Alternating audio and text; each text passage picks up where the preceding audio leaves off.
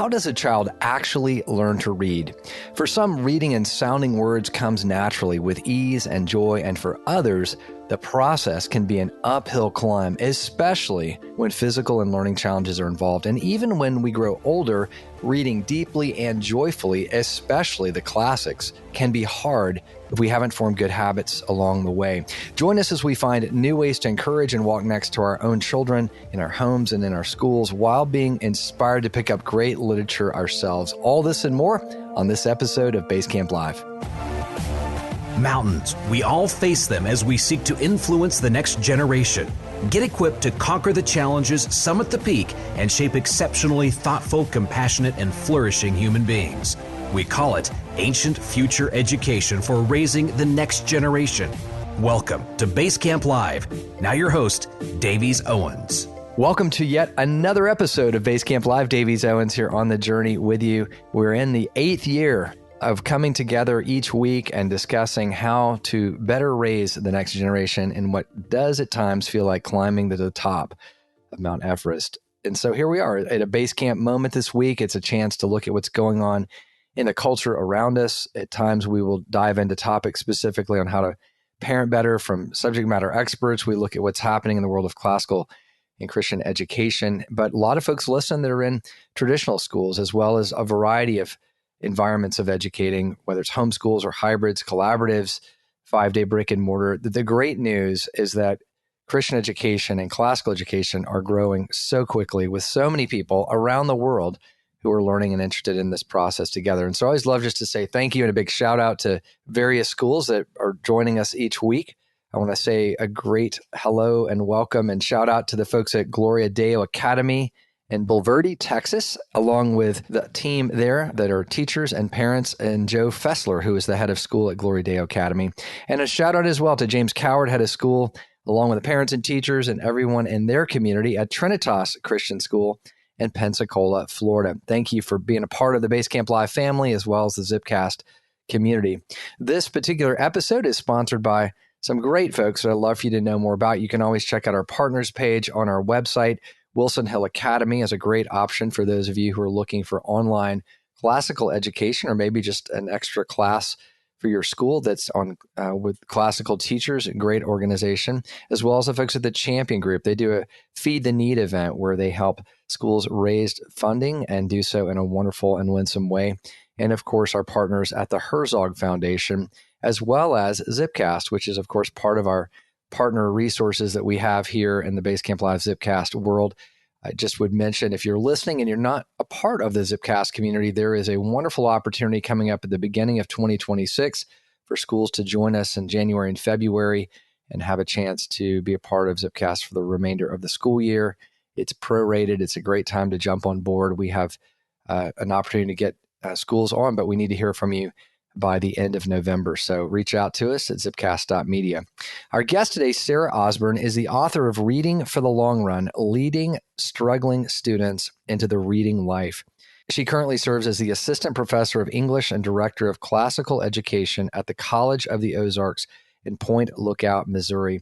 She's been there for 13 years, and she's also the mother of 4 classically educated children. Sara is passionate about teaching and learning and has been transformed by the challenge of educating students with disabilities and differences that make learning and reading exceptionally difficult. You're going to love her story and her wisdom and encouragement. So without further ado, let's jump into this conversation with Sara Osborne. Sara Osborne, welcome to BaseCamp Live. Thank you so much. I would love for you to share a little bit of your own background and story, and how did you get so drawn into this world of reading books? Well, definitely personally drawn in at a young age. I was a book lover. I still remember my mom ordering books off of the classroom book order so that I could lay down in the trunk of our station wagon and drive cross country occupied. Wow. So I was a book lover at a young age, but specifically in terms of thinking about reading in young students, that came obviously with my role as a mother. So yeah, I have 4 children, and when the oldest was about 4 years old, it was time for my husband and I to start thinking about what her education formally would look like. And she was pushing hard for us to teach her something. Obviously, we were hoping to teach her lots of things in the home, but to begin her formal instruction. So I decided the best place to start would be teaching her to read. And so we picked up Susan Wise Bauer's Ordinary Parent's Guide to Teaching Reading. And, step by step, walked through the lessons until this switch just flipped and she took off and was a voracious reader at a young age. Wow. And that was a pattern that mostly repeated itself for my second child, also a daughter, who I taught her to learn to read around the age of 5. And so when I had my third child and he was progressing towards the same milestones, naturally I thought, well, I've got the hang of this. I've got a book. I know what to do. Here we go. But it absolutely did not look the same. My son had some vision problems from an early age. He had 2 eye muscle surgeries and eye patching and all kinds of therapy as a preschooler. And so we knew right from the start that the process was going to be significantly different, but I don't think either one of us were prepared for exactly how significantly different that would be. So we wanted the same thing for him that we wanted for our daughters. We wanted to provide this way of interacting with the world around him, this, beauty and pleasure and access to information and the great ideas and conversations about important topics. And it just felt like the door was closed. Yeah. So that really prompted a lot of wrestling for us. Our children have all gone to a classical Christian school. So the logocentric model, the great books-oriented curricula, it is reading intensive. So we started asking questions like, can this child have this kind of education? Are we trying to ask something from him that he can't do? Is that kind? Is it loving to push or is it loving to quit? And really that just prompted a lot of questioning and wrestling for us, which culminated in this book that, you went all the way to write a book, Reading for the Long Run, leading struggling students into the reading life, which you published, 2 years ago. So, yeah. And I think as you're telling that story, I know having been in this movement for almost 25 years. There's plenty of folks whose children, don't have physical challenges like your son was having that are just struggling to read something that's both, it's hard for anybody because we were talking about, in particular about reading classical literature, not just any book, although today in our culture, any book is in many cases not even deemed easy to do. But I know a lot of times parents have said something like, is this hurting my child? Is this even good? They don't enjoy it. Is this something we ought to be considering other options? So what are some of the other, struggles? And I would think especially in even the last post-COVID 5 years, just with increasing loss of attention span and reading stamina, it just seems like our culture is moving away from reading. So it seems like all of this just keeps compounding. Absolutely. Definitely compounding. And I mentioned early on that I myself am an avid reader. I'm an English professor. We live in a home full of books. My husband and I are both educators. So, perhaps we had more motivation than some people do to press on in that journey. But yeah, our culture increasingly is moving away from being text-centered, text-based. I see that in my college classroom. I see that in the temptation for my younger children. The length of a text that someone reads now is a blog post or a social media post or something like that. So, we are really having to do something unique when we're asking for attention to a longer text and to take the time and the patience to hone the skills to read, especially the classics. Yeah. But it's, you work backwards. So if you know where you're headed, where you want to get to with the immersion and the great conversation, we have to work backward, and there has to be incremental movement for even the young children in our schools. Well, we're going to talk in a bit just about how do we kind of build those reading muscles, if you will? How do we kind of get on track with that? I'm curious your reaction, speaking of just this cultural moment that we're in. I don't know if you read, probably 15 years ago, Nicholas Carr came out with a book called The Shallows. I don't know if you've ever heard of him. He had written an article in the Atlantic Monthly, just as a journalist, about his own kind of post Google coming along, his inability to read. Let me just read this little segment. I want to get for this section. I'm curious your opinion because I think it fits in with what we're talking about. He says in his book, The Shallows, someone or something has been tinkering with my brain, remapping the neural circuitry, reprogramming the memory. I'm not thinking the way I used to think. I feel it most strongly when I'm reading. I used to find it easy to immerse myself in a book or a lengthy article. My mind would get caught up in the twists of the narrative and the turns of the argument, and I'd spend hours strolling through long stretches of prose. That's rarely the case anymore. Now my concentration starts to drift after a page or two. I get fidgety. I lose the thread. I begin looking for something else to do. I feel like I'm always dragging my wayward brain back to the text. The deep reading that used to come so naturally has become a struggle. This was written in 2008, by the way. So interesting. Well, I find that fascinating on multiple fronts. Yeah, talk about it. Even, in the pages of my book, which I did not hear this quote before I wrote it, I talk about just the building these new sort of pathways. Like that's what you're doing for a struggling reader when you, use repetition and consistency. You are building new routes for the brain to take to access information. Even just the process of learning decoding. Mm-hmm. And, certain students may have particular neurological issues that are causing some of the difficulty in retrieving information or thinking quickly. But this is something that affects all of us. Mm-hmm. The human brain is the human brain. And, we like to think that we are impervious to the pressures of culture that are shaping the way we think. But it's not true. Right. And even those of us who are quote unquote accomplished readers, we can lose our skill and we can build it, so it's both discouraging and hopeful, I suppose, at the same time, depending on our response. So it really is like a muscle. I mean, you just, it atrophies. Right.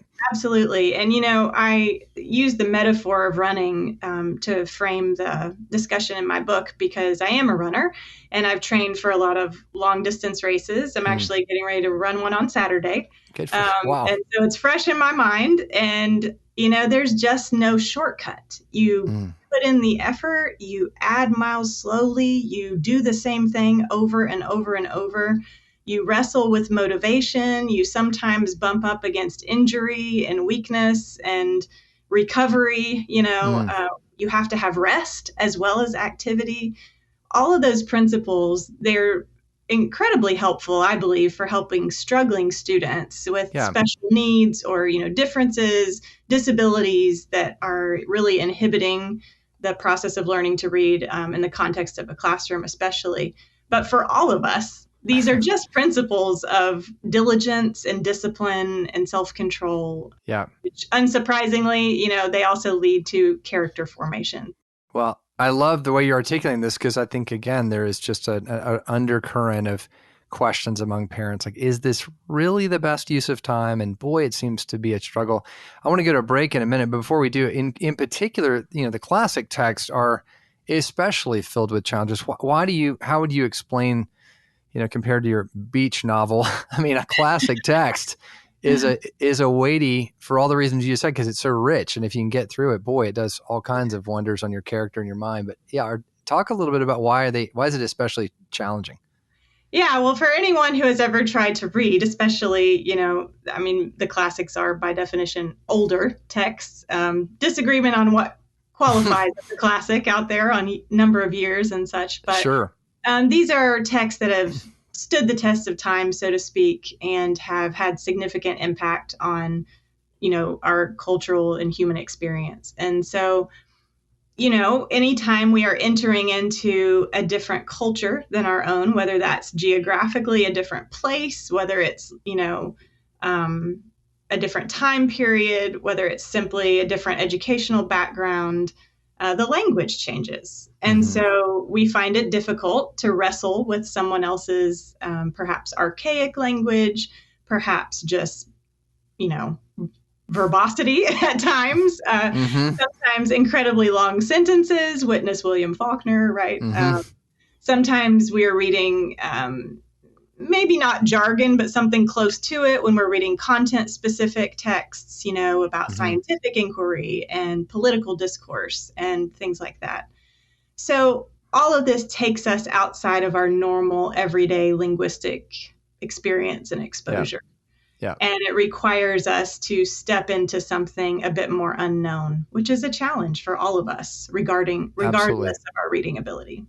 And it seems like the natural tendency, or maybe the modern solution is, well, let's just sort of modernize it. I mean, you've got like the Message version of the Bible because you don't want to read all those these and thous in the King James. Yeah. And I see that with a lot of anthologies or maybe summary type books of, the shorter digestible classic versions. Mm-hmm. I'd love to know kind of your thought on whether isn't that a better place to start because it's a little easier? I mean, how do you react when people offer that solution? I think the impulse is to democratize text, to make them equally accessible to everyone. Yeah. But I think perhaps sometimes with that positive motivation, we end up with the negative result of everything's just the same. Mm-hmm. Yeah. We're not exposed to cultural nuance and difference. And, God created all of us with gifts and different personalities. And he thought it was a good idea. Yeah. And I think it blesses the world, for our differences to show up in beautiful ways. And I just think that we are missing access to the experience of, many beautiful, winsome, extraordinary texts when we try to make them all sound the same. There's certainly a place for, abridged versions. Yeah. But I would say in general, I disagree with the impulse to kind of make everything sound the same. Right. And you lose so much richness. I remember for years when I used to do open houses, I'd read the difference in an excerpt from Peter Pan and the original, James Barrie's version, the original versus sort of the Disney version of the same, like comparing the two passages. And you've got the Disney version that was just completely vanilla. And then you read the original and it's like three-dimensional in terms of the word usage and the expressions. Yeah. So it's like totally different. I have to say on that story, when my girls were young and I was homeschooling, I thought, I'm going to get the unabridged classic text audiobook form. And I did not realize that there were some different choice words in the classic text that are not in the abridged version. That back to pagan tourist experience. Right. Yeah. Hadn't been Disneyfied. Yeah. You have to, everything's not, PG and below in some of this, That's right. nor is the Bible for that matter. But at any rate, well, let's take a quick break, sir. We'll be right back and continue our conversation. During this short break, I have a special invitation to all school leaders, administrators, and teachers. I want you to imagine for a moment stepping away from your everyday routine at school and diving deep into the rich foundations of Christian education, surrounded by world-class scholars, seasoned classroom teachers, and administrative experts with years of experience running schools with a lot of wisdom to share. That's exactly what the Herzog Foundation's Institute is offering. I've had the joy of serving as a training coach for the last few years, leading their 2.5-day training on spiritual formation and another one on parent engagement.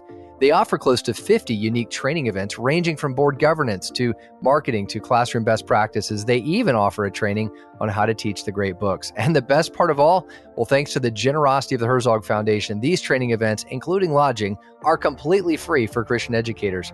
Institutes are located around the country in beautiful locations, including at the Museum of the Bible in Washington, D.C., and the Reagan Library in Santa Barbara. Don't miss this incredible opportunity. Check out the details at theherzogfoundation.com. I'm here with my friend Joanna Hensley, head of lower school at Wilson Hill Academy, to tell you about their exciting new program. Maybe you already know about Wilson Hill Academy. We talk about Wilson Hill all the time on BaseCamp Live. They're known for their really effective and helpful online classical Christian education they offer. They have lively courses for students in grades 3 through 12. But what you may not know is that Wilson Hill is now offering a rich early learning program they call Forma for students in K through 2nd grade. I'm here with Joanna. Joanna, tell us some more. Oh, thanks, Davies. Forma is such a wonderful way to begin a lifelong love of learning. You know, we talk often about the cautions of technology, so let's just go ahead and get this out of the way. Are you encouraging kindergartners to be on Zoom all the time? Is that what this is? Absolutely not, Davies. Forma does not involve putting 5-year-olds on Zoom. Forma is a program that gives to parents valuable guidance from an experienced mentor teacher who walks them through a carefully curated curriculum for teaching reading, math, nature study, and enrichment like picture study and music, all within a like-minded, encouraging community. I love what you guys are doing, especially for children in those younger ages. How can folks learn more about what you're doing with Forma? They can visit our website, wilsonhillacademy.com/forma, FORMA. Fantastic. Thanks so much, Joanna. So as we think about reading, we are all wired differently by God. You told the story of your own children, how different they are from each other, and how do you walk next to that child and really figure out what is it, just laziness, or maybe there's some real learning challenges or reading challenges or physical challenges. So, I mean, it seems like really knowing, who you're guiding either as a teacher or a parent is pretty critical before you, drop, the entire, classic book in front of them and demand that it all be read by evening. So how does one evaluate well? I know you talk about that. Yeah. I think it's critical to establish an honest assessment of where the child is now. As parents and as teachers, we probably have a vision of where we hope that child will be. You might even have a clear view of where that child's classmates are or siblings are or any other comparative, entity. But it's really not helpful to look at those things as benchmarks or as indicators of how you should proceed. Certainly, you're keeping your eye on the end goal. There's a place for that, but there's also a real place for just being honest about the challenges that you're facing. Now, for many parents and even some teachers, right away, we're running up against a problem because we just see the problem as it's manifest in struggling to read. And then we have to work backward and consider, why is this child struggling to read? So there are a variety of reading assessments. Different reading curricula offer assessments. If your child's in school, there's oftentimes reading assessments given that can pinpoint particular, segments of struggle to really help hone the resources that you choose to use to remediate or help that student. But there's also just some pretty simple strategies. I know for our child, we were encouraged by multiple professionals to simply be attentive and keep a journal. And I would log the date, the time, the environment, what was happening, how was I seeing struggle manifested, what were my child's emotional cues, what was the text we were trying to read, what was the skill we were practicing, as much information as I could. And just kept this in a notebook in a drawer in the kitchen. And I would just pull it out, whenever something happened that I thought, this is another piece of the puzzle. And it's such an asset then when you, visit an educational psychologist, when you meet at a parent-teacher conference, when you see the eye doctor, when you visit with your pediatrician, when you talk to your school counselor, whoever that person is who isn't seeing your child in all of his, daily routine the way you do, it can really go a long way in evaluating what the real problems are. Is this a skill deficiency, or is this an emotional response? Is there a behavioral problem that needs to be addressed? Is the environment part of the problem? Is there a particular time of day? Is my child rubbing his eyes? Is he getting headaches? There are just a lot of things that we can note as parents and as teachers during the school day, if your child's in school, that are just all part of the investigation of taking an honest assessment. Well, investigation is a really good word. And certainly throughout the different ages and stages, if you've got a young reader and they're, early grammar and they're coming through that just natural process of learning and they're a little slow or they're struggling, like everything you just said about how do you investigate it, but also can see there's many seasons where maybe they did pretty well in the lower school. Now it's middle, high school. The reading material is even more challenging. Yeah. And maybe they're just in a different place, maybe in their own attitude or their motivation, or quite honestly, the technology is again a part of that. And it's like, well, we let them play on the video game for a couple hours after they got home. They had a long day at the classical school. Oh, now they're going to need to go read the classical book. That's hard. I mean, so there's many mitigating factors, it sounds like, in terms of what's really there. And so again, talk more about that. How do you really make those points of discernment? Yeah, one of the things that was so important and really was a source of frustration for my husband and I for a while, because we felt like professionals that we would interact with, no one was willing to kind of look at the whole picture of our child. We could find someone to think about his eyes. We could find someone to think about his emotions. We could talk to a teacher to talk about the curricula. But we just really struggled because we felt like this is a child. He's not made up of compartments. Like, this is an integrated whole. And so you're absolutely right to point out that, children in different seasons of life, different stages, there are different cultural pressures, certainly social interaction. I mean, who among us hasn't seen a child struggle through middle school in pretty much every respect, right? Reading included. So, it's a changing terrain. Sometimes we hit the flatlands, sometimes we hit rolling hills, sometimes we're on the mountaintop, and sometimes we're in the canyon. Yeah. But I think the key for parents and teachers is not to immediately panic when there's struggle, but to just watch and listen and pay attention. And it's shocking sometimes how much we can learn from that. Yeah, that's a good reminder. Just, press on. I mean, it's too easy today with so much pressure on families when these tensions arise to just want to hit eject, like, that's it. This is too much to deal with, rather than trying to sort through that. Because again, to your point earlier, you're really potentially going to miss out on some really rich, not just, mental push-ups, if you will, but the formation of rich character. And so the power of stories and the ability to kind of draw us into something so much richer than what we would have experienced if we had just stayed at a surface level. So, yeah. So what are some of the, when you think about that process of coming along next to a struggling student, you've talked in your book about just, kind of those steps you take, and some of the, again, don't eat the whole elephant, or whatever the analogy is, start out with maybe shorter text or story-rich text or fables. I mean, what are some of the ways to just kind of help get that confidence level up? Yeah. But again, this will vary with the age of the child. It's going to look different for a first grader than it will for a high schooler.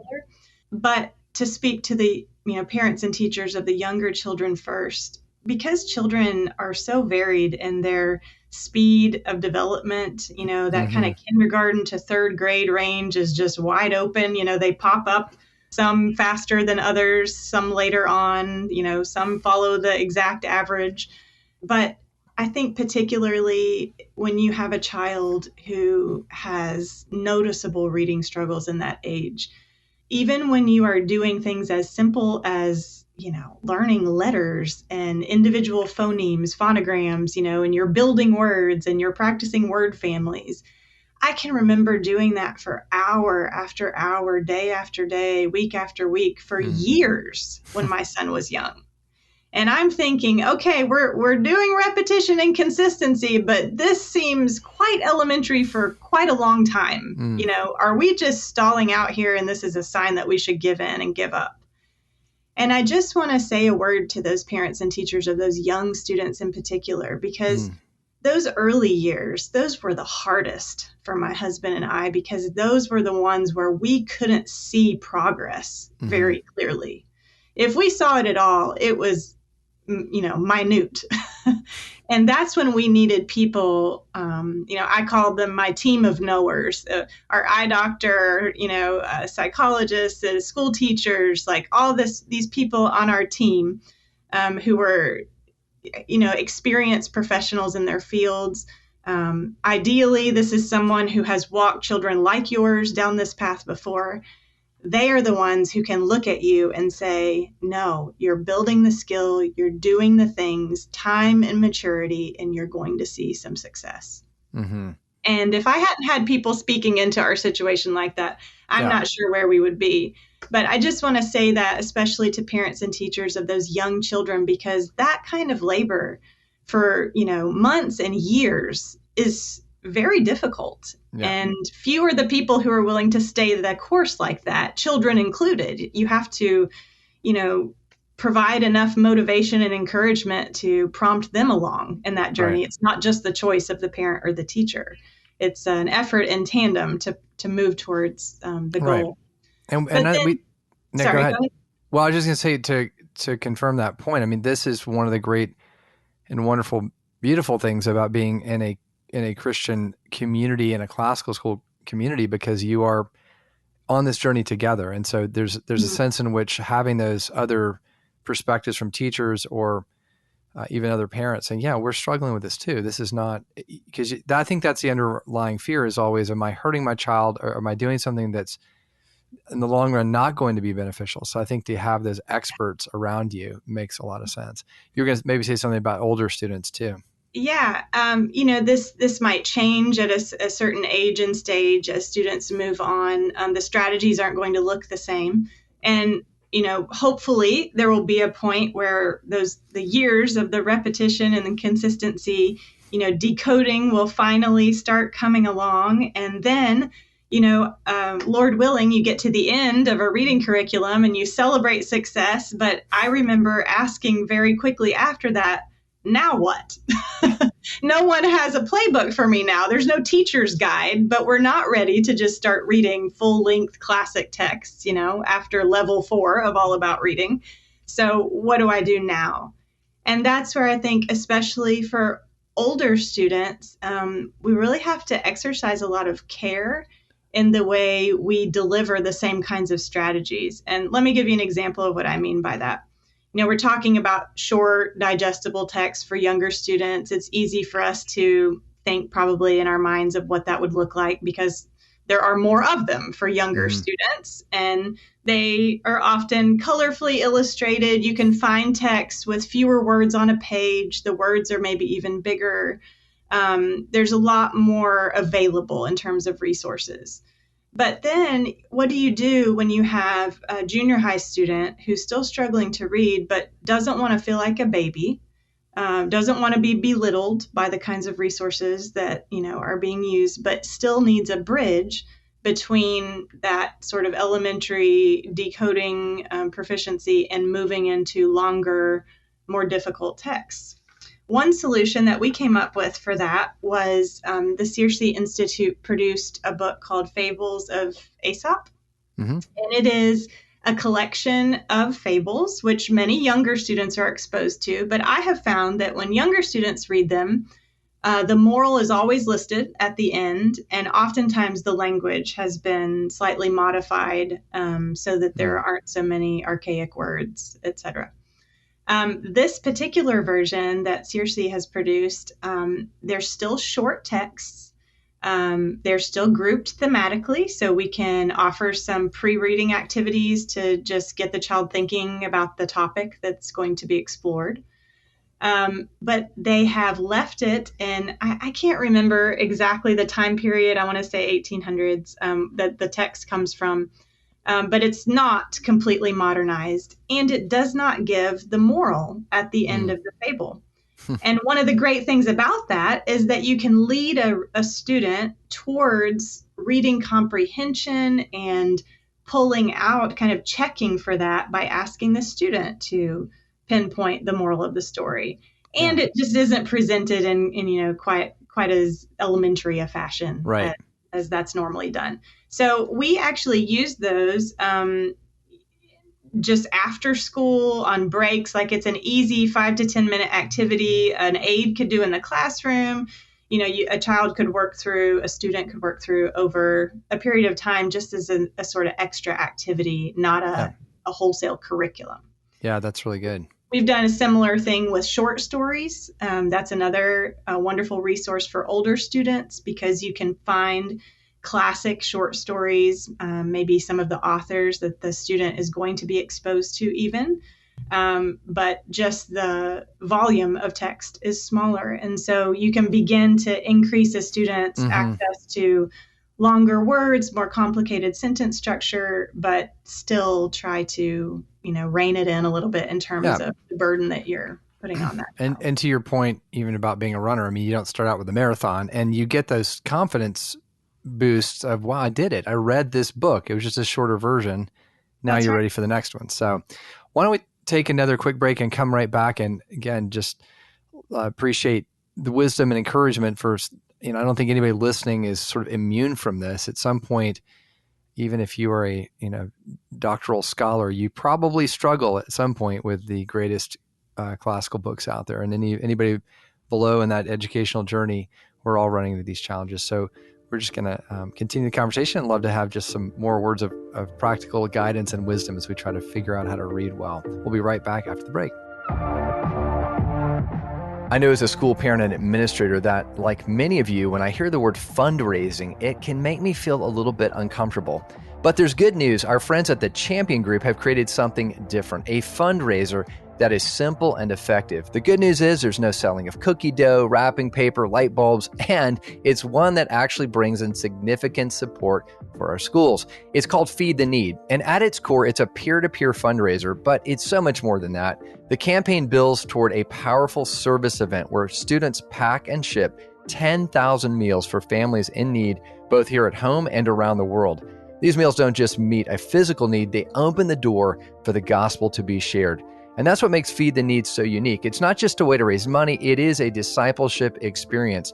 And giving students a hands-on service project at your school provides them an opportunity to not only connect your community to a greater mission, but it does provide your school with real financial resources that you need to thrive. Feed the Need is a fundraiser with eternal impact, practical, purposeful, and Christ-centered. To learn more about how your school can be a part of Feed the Need, visit thechampiongroup.com or check out our partners page on the BaseCamp Live website. Every school year tells a story, but the quieter pages often go unread. A science experiment that sparks wonder, a teacher guiding perseverance, moments parents long to hear. Zipcast brings those stories to light. Each 10 to 12 minute episode blends local updates from your school with wisdom from national parenting and education experts that addresses the questions parents long to have answered. Nearly 100 schools are using Zipcast this year, and fall or winter can be the perfect time to begin. Learn more at zipcast.media. Zipcast, encouraging you on the go with what you need to know. Sara, one of the more basic things that's probably really important to talk about here in the final moments is really, what's the purpose ultimately of all of this, kind of the telos of education, especially as it relates to bringing students into a rich love of reading. How would you address that? Yeah. Well, I guess I would start by saying I think it's critical to address that. And I think, if you're a parent and you have a child at a classical Christian school and you haven't run into that question yet, it's coming for you. You will hit a place where, your child is looking at you saying, why am I doing this? Why do I have to do this particular project? Why do I have to write this paper? Why do I have to memorize this thing? Why do I have to read this text? Right. And frankly, as parents, many of us who didn't have the kind of education we're striving to give to our children, those answers don't always come readily. Right. And I think it warrants some reflection on our part for parents. And I don't think teachers are immune from this either.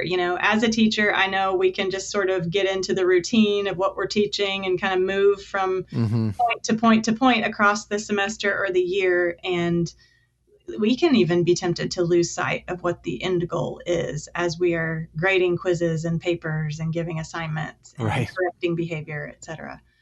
So specifically in terms of reading, my book is called Reading for the Long Run, Leading Students into the Reading Life. And I've had people ask me about why the subtitle says Reading Life and not just, how to teach struggling students to read. And it was an intentional decision on my part because the only motivation I could find for pushing and sacrificing, committing, prodding, motivating myself and my child, our family, our school, our teachers, was to believe that there's a particular kind of life that we want for our children, a life of human flourishing, of experiencing truth, beauty, and goodness. And regardless of your opinion about old books and classic texts, hopefully as Christians, we can at least agree on the fact that God has revealed himself to us through his word. And at the very, basic, I want my child to be able to access that for the rest of his life. Right. It's the most important gift I could give to him is to learn to read the word of God for himself. And of course, I also believe that beyond that, I want him to be able to participate in this great conversation. I want him to be able to call on old voices to answer the hard questions about suffering and endurance and hope and life experience. And I just truly believe that that's not a skill that we produce like a factory mechanism, where efficiency is the reigning goal. It's a way of living. And I think most, hopefully all classical educators and parents of students in such schools, hopefully we all have caught a vision for a kind of life that we're hoping to prepare our students for, far beyond, the graduation stage or the doors of the school entrance. It really is the formation of affections, as Jonathan Edwards talks, or of habits. And that's to your point, you're helping give this gift of reading life. I love that. Reading for life and reading that brings life. It's a great phrase. It really captures the richness and the depth of it. So you don't want to, in your pragmatism of my child is crying about their homework, I'll just save them and myself from the heartache. And we're going to take sort of the modern version of education, which is going to really deny them all of this opportunity that you described so well. So, well, and I think again, it ties back into just discerning what's going on in the life of that child. Is it an internal weakness that he has to grow through? Is it an attitude and motivation? So, just kind of final thoughts on how we again lead our children wisely in our home and in the classroom. Yeah.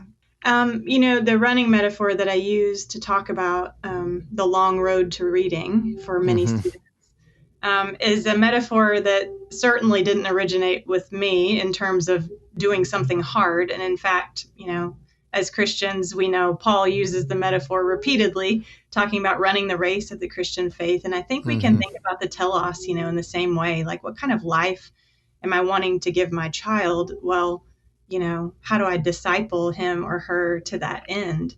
And a clear part of Christian discipleship, whether we like it or not, is cross first, then crown. We encounter suffering while we're on this earth, and it comes in many forms.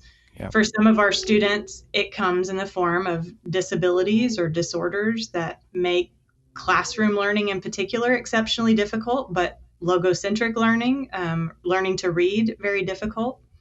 We all have different personality makeups, different emotional responses, different family backgrounds. But a child struggling to learn to read, pushing through that is not just a remedy to a skill problem, but it's actually a conduit for character formation. And character formation results from wrestling with weakness. And this isn't something that's just for adults. I know that some people might be surprised to find that, I was having conversations with my 8, 9, 10-year-old about, why can't I do this like my friend? Or why do I have to spend so much more time on this than somebody else? Why do I have to use a different curriculum? Why can't I do it as fast as so-and-so? Right. So, his weakness was manifest, but also my own was as well, as I struggled to teach him. Yeah. I didn't know what to do. I was struggling with impatience, with selfishness. I went to my child's school for 6.5 years, 4 days a week to teach him to learn to read. And there were many, many, many days that I did not want to. And there were many times when I knew very clearly, I could read it on his face, that my attitude was going to shape his learning that day. And that's where I think, for parents, for teachers, for the students, we all have to wrestle with human weakness. It is no distinguisher of persons. It affects all of us in different ways from birth to death. And bumping up against that, we have to answer a question. How are we going to respond? And the choice to say yes to something difficult, the choice to say yes to pushing in to struggle, is the choice to change your character over time. Yeah. And if the goal of classical education is the formation of a human being, the cultivation of wisdom and virtue, I can't think of a clearer picture of that in my mind than the process I've seen my own child walk through. That's so beautifully said, Sarah. And what a rich classroom environment when you have children that are all at these different places in that journey of learning to read and to experience the world. And so the conversation gets much more dimensional than just, the few kids that have perfect reading skills. And so it is a messy process, and yet there's beauty in all of that. And so I love your words of encouragement, because I know many people listening are thinking, boy, this is getting hard. And yet the joy of a lifetime, back to your idea of, the reading life, it's such a noble desire. And with that comes all the character and richness that you've talked about. So Sarah, thank you so much. For those who want to dig deeper into your resources and your writings, what's the best way to link up with you and find out about your book? Yeah, certainly probably the easiest way. The Searcy Institute has a bookshop on their webpage. You can find Reading for the Long Run there. I know there are some other small bookshops. If you want to shop local, you can check with your local bookstore and see if they're carrying it. The goal of the book was, it's part memoir, part sort of practical guide, part just an attempt to cast a vision when you've lost your own. It's the resource that I wish had been there when I was at the beginning of our journey. Right. And I hope that, parents and teachers, and by extension students, will find some encouragement and hope there for a really worthy endeavor. That's wonderful. And you've got some other great articles too on the Searcy site. So there's a lot there that you have you've contributed to. Well, thank you so much. It's great to talk with you, and I know your words have been encouraging to many. Thank you so much. Thanks so much. It's my pleasure.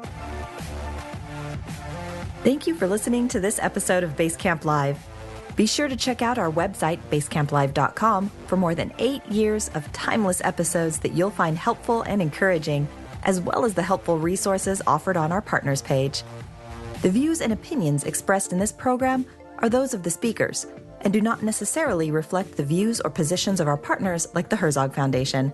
See you back next week.